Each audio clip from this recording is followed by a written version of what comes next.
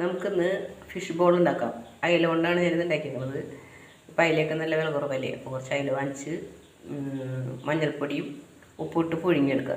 അതിനുശേഷം അതിൻ്റെ മുള്ള് കുടഞ്ഞെടുത്തിട്ട് അതിലേക്ക് സവാള, ഇഞ്ചി, പച്ചമുളക്, വേപ്പില, വെളുത്തുള്ളി എല്ലാം നന്നായിട്ട് വഴറ്റിയിട്ട് അതിലേക്ക് മുളക് പൊടി, മഞ്ഞൾപ്പൊടി, ഗരം മസാലപ്പൊടി ഇവ ചേർത്ത് നന്നായി വഴറ്റാം.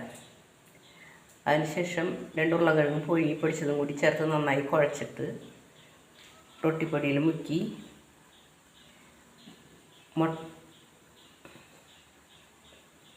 റൊട്ടിപ്പൊടിയിലല്ല, ആദ്യം മുട്ടയിൽ മുക്കുക, എന്നിട്ട് റൊട്ടിപ്പൊടിയിൽ മുക്കുക.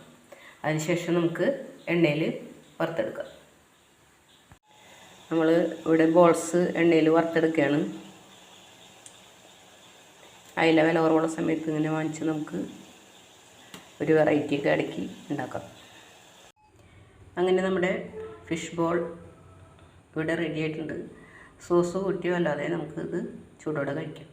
നല്ല ടേസ്റ്റാണ്. എല്ലാവരും ട്രൈ ചെയ്ത് നോക്കണം. നന്ദി.